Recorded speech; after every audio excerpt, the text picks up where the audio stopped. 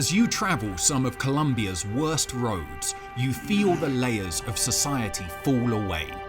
You pass your last hospital, your last school, your last military checkpoint. It's then you reach FARClandia. After weeks of negotiations, we were granted rare access to a large FARC camp. But it wouldn't be easy getting there. And this is where we were headed, the endless jungles of Colombia. In the morning gloom, more than 150 guerrilla fighters fall into formation.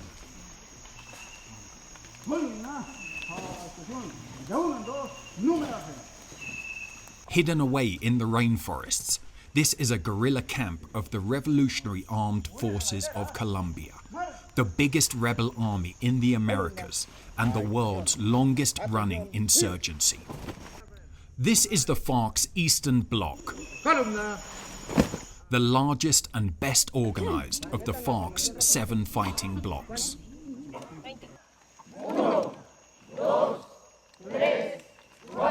This is how a guerrilla army, after half a century of a brutal civil war, keeps in shape. The FARC rarely concentrate so many guerrillas together. It makes too tempting a target for the warplanes. But this war may be coming to an end. These guerrillas are on the cusp of a bold new experiment for Colombia. These fighters may be the first ones to enjoy peace. Este es un momento histórico. Bien y duro, bien histórico, un momento histórico. As the commander known as Kunta Kinte says, these are historic times. After 3 years of talks in Cuba with the Colombian government, the prospect of a peace deal is closer than ever. Porque es que es histórico porque le estamos metiendo es todo. Donde las partes empezamos a aflojar, sobre todo la FARC. Nosotros estamos poniendo todo, estamos diciendo es que vamos a construir la paz de Colombia. Estamos diciendo vamos a hacer dejación de armas, vamos a mirar las comisiones de la verdad, vamos a mostrarle la cara al país. Es que queremos la paz. Entonces eso no es cualquier cosa.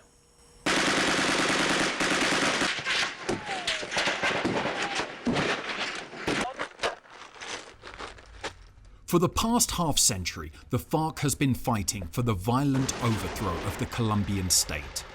The resulting civil war became a vortex of violence as the FARC battled the army and far-right paramilitaries. Over the course of the conflict, 220,000 people have been killed, more than 5 million people displaced, and 50,000 people disappeared. The conflict would also make Colombia for a time the world's kidnap capital, thanks to the FARC's abductions. But in 2012, both parties came together to start peace talks. President Juan Manuel Santos has said the talks should end with a final accord signed in early spring of 2016. Hunted by the Colombian army with the help of America's CIA, the FARC rarely grant such access to their camps. We came to see how the guerrillas live and how they feel as the chance for peace dangles in front of them. And this camp is a good indicator of where the FARC stands. Preparing for life beyond the civil war if the negotiations are successful, but if the talks fail, ready for war. Camaradas, buenos días. Buenos días. A la voz detrás del himno de las FARC. 1, 2, 3. Guerrilleros de las FARC, con el pueblo a triunfar, por la patria, la tierra y el pan. It's a standing order that guerrillas sing their anthem once a day. It's this kind of discipline that has kept the FARC a fighting force since 1964. In a region once overwhelmed by guerrilla groups, the FARC is the last major rebel army standing in the Americas. El recreo. Morrocoy. In these daily meetings, the FARC report on soldiers' movements near the camp. As part of the ongoing peace talks, the FARC has declared a unilateral ceasefire. This has helped bring down the number of deaths in the conflict to their lowest levels in decades. Yet clashes still occur when soldiers find guerrillas. In the morning meeting, the guerrillas share news they've heard. It's an irony that a group that has come to live so deep in the jungles has such a voracious appetite for news from the rest of the world. Con 20 aviones bombarderos bombardearon un puesto de mando del Estado Islámico. Their only constant source of news comes from the radio. Que hacían una radiografía de la realidad nacional. It's time for class. Today, the FARC commander known as Federico Nariño explains the FARC's future. Like other guerrillas, he only gave his wartime alias. Pues nos vamos a convertir en un movimiento político. Es decir, vamos a dejar de hacer política por la vía de las armas. La vamos a hacer en la plaza pública. La vamos a hacer por la vía no violenta. Porque el objetivo de nosotros es y sigue siendo la toma del poder para el pueblo. In the past, in these daily meetings, they would discuss military strategy. They would teach war. But now, as negotiations with the government advance, they're teaching a new generation of guerrillas how to live in peace. The FARC says it is holding these peace classes every day, teaching politics, geography, mathematics, a new set of skills for a Colombia in peace. This addresses a widespread fear that following the peace process, thousands of unemployed fighters could turn to the drug business or become killers for hire, as happened in previous Colombian peace deals. Federico says the FARC will remain united. No, porque nosotros somos una organización política. Es decir, nosotros lo que hacemos es seguir siendo lo que somos, un partido político, pero ya no con armas, ya un partido político sin armas. Entonces, como somos un partido político, pues seguimos organizados como partido político. Obedecemos a unos lineamientos de tipo político, ideológico. Entonces vamos a seguir organizados en células, vamos a seguir militando. Entonces ya no va a ser vaya busque un objetivo militar para golpear, vaya busque una patrulla para golpear, sino vaya haga una reunión, vaya a una asamblea con la comunidad de tal vereda, con la comunidad de tal municipio, vaya finca a finca, reparta estos volantes, hable con la comunidad, explíquele la necesidad de hacer un puente, explique la necesidad de hacer una carretera, explique la necesidad de construir un centro de salud, explique la necesidad de que vote por nosotros en las próximas elecciones. Commander Byron says the government is talking peace with them because it is clear that there can be no military solution to the conflict. Lo que ha cambiado es en primer lugar que el Estado tiene que darse cuenta que la guerrilla es inderrotable. Entonces ellos vienen dándose cuenta seguramente de eso, porque invirtieron en los últimos gobiernos de Uribe, es decir, desde el Plan Colombia, 8 años de Uribe, 4 años de Santos, intentando aniquilar al movimiento en frente, y no ha sido posible. While the guerrillas have not been exterminated, they have taken a beating in the past decade. In 1 year alone, the FARC lost 2 of its highest commanders and its founding leader, Tiro Fijo, or in English, Sure Shot. The next leader of the FARC would last 3 years before the military killed him. Hundreds of others have been killed by aerial bombardments, destroying camps, just like this one, with help from the CIA. Pero lo que le da más tristeza aún es mirar a los camaradas, los guerrilleros bombardeados. Si usted mirara un bombardeo en un campamento bombardeado, un lugar, eso queda inerte. Eso queda inerte la vegetación. Queda todo acarbonizado, mejor dicho. Networks of trenches run through the camp, and it's an order that every guerrilla must build a personal trench by their bed. The guerrillas have suffered so many aerial bombardments at night that they've installed these cords throughout the whole camp. With this, if there is an attack, the guerrillas, by touch alone and not turning on any torches, can find their way to any trenches or any exit. They even have bunkers in their camp so they can read at night and not have the lights attract the planes. Bueno, entonces este es lo que nosotros normalmente llamamos búnker. Esto se hace con el fin de evitar la luz, y entonces lo construimos para estudiar de noche. While the government has rejected the FARC's calls for a bilateral ceasefire, the government has agreed to halt the aerial bombardments. The FARC are genuinely concerned that if they lay down their arms, their members will be massacred. They point to the history of the UP political party. In the 1980s, a hard left-wing party emerged to run for elections. 5,000 members and 2 presidential candidates were murdered by the far-right death squads, sometimes working with the Colombian army and police. The FARC demand guarantees that history won't repeat itself in 2016.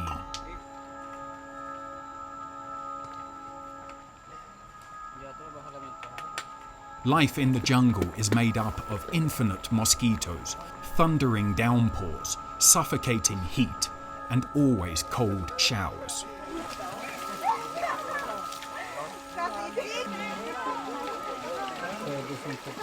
Si en este momento pudiéramos estar hablando en una oficina con aire acondicionado, bien tinto al lado, todo bien sabroso, pues sería mejor que estar aquí sentado en esta butaca aquí, matando zancudos aquí, matando zancudos allá.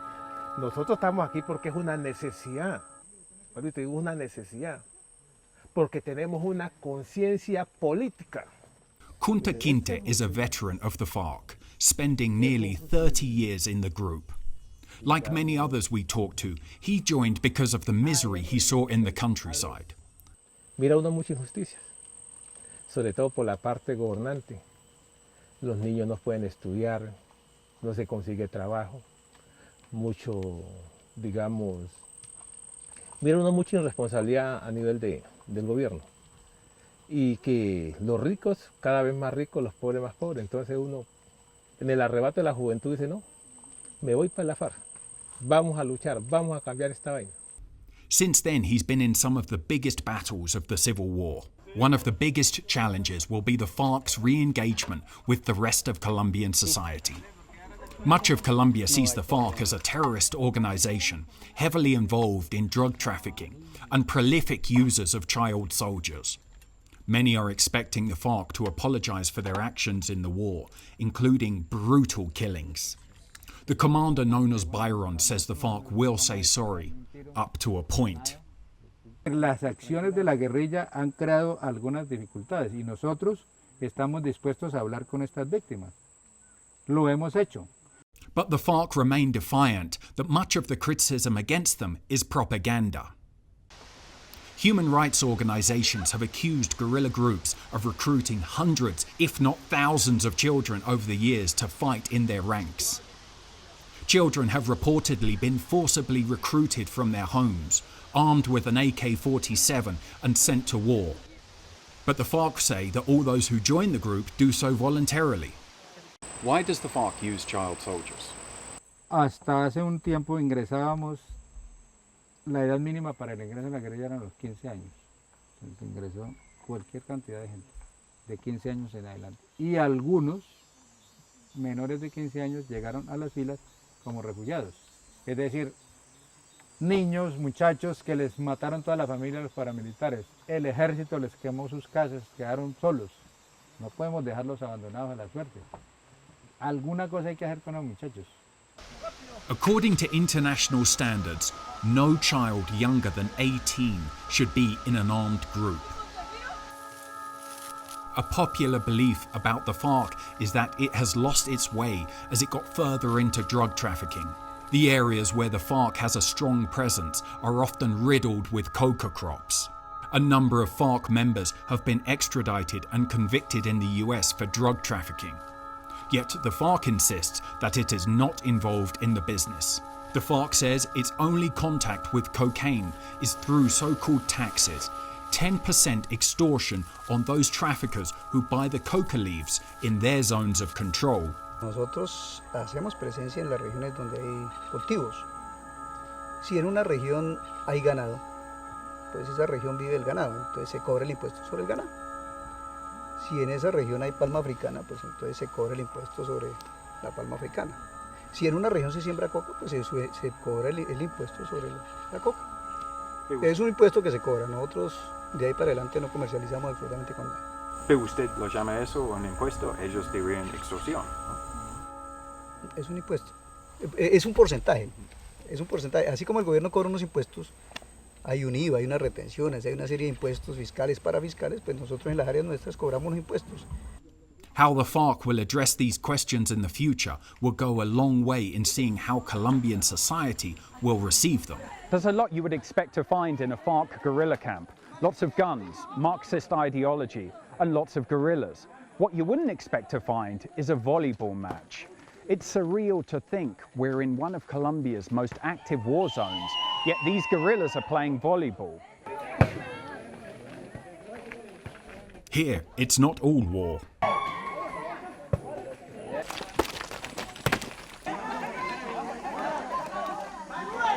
Over the half-century of war, the FARC has built their own parallel world, even down to creating their own dental practices in the middle of the jungle. It's impossible to miss how many women make up the FARC's ranks. The FARC claim that 40% of their fighters are female and share all jobs equally with the men, from cooking and cleaning to front-line fighting.